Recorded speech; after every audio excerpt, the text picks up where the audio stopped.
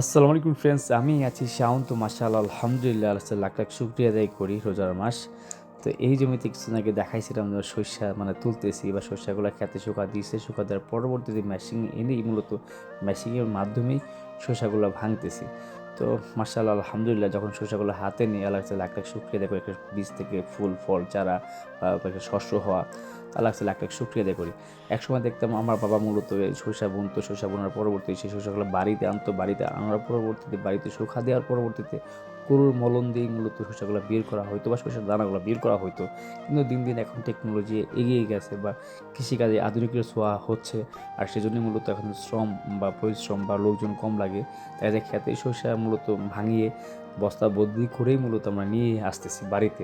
তো এই যে টাকাগুলো বা ভুসিগুলো, তো এইগুলো মূলত খেতেই আসছে। তো এইগুলো মন চাইলে বাসায় আনা যাবে, আর এগুলো মন না চাইলে খেতেই এটা ব্যবস্থা করা যাবে। তো এই যে মূলত যারা ভাঙাইছে, তো ওনাদের মূলত আমাদের কথা ছিল ওনাদের এক মনে ওনাদের পাশে দিতে হবে।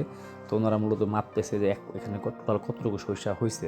তো আমাদের পাশের একটা প্লটে উনি মূলত সরিষা বুনছিল। তো উনি টোটাল মনে হয় 1 মণ 10 মতো একটা আইডিয়া করতেছি সরিষা হয়েছে, কিন্তু আমাদের জমিতে কতটুকু সরিষা হয়েছে সেটা দেখানোর চেষ্টা করতেছি। তো মাশাআল্লাহ আলহামদুলিল্লাহ, দয়ার মালিক আল্লাহ তাআলা আমরা ট্রাই করি, চেষ্টা করি, শস্য বুনি, তো এটা যত্ন করি, সার দিই, বীজ বপন করি।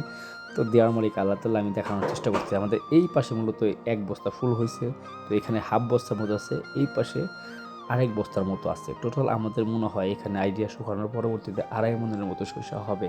তো মাশাআল্লাহ আলহামদুলিল্লাহ বাম্পার ফলন হয়েছে। তো আমাদের পাশেও কিছু জমি আছে, ওই জমিতে সরিষা তোলা হয়েছে বা কিছু ভাঙানো হবে, আরও কিছু সরিষা আছে, তো ভাঙানো হবে। দিন দিন কৃষি কাজ করতেছি, মাশাআল্লাহ আলহামদুলিল্লাহ। তো এই টাকাগুলো মূলত আমরা যে বাড়িতে এখন প্রয়োজন নেই, আমাদের বাসায় মূলত এখন বায়োগ্যাস আছে, আর সেজন্যই মূলত আমরা এইগুলারে আগুন দিয়ে পুড়েই খেতে ছাই করতেছি। হয়তোবা একসময় এইগুলো মূলত বাসায় জাল দেওয়া হতো, রান্নাবাড়ির কাজে ব্যবহার করা হতো, কিন্তু এখন মূলত আমাদের বাসায় বায়োগ্যাসের কারণেই মূলত এইগুলো আর ব্যবহার করা হয় না। আর এখানে আমাদের শ্রম যাবে বা লোকজন লাগবে, আর সেজন্যই মূলত খেতে আমরা পুড়ে এটাকে ছাই করতেছি।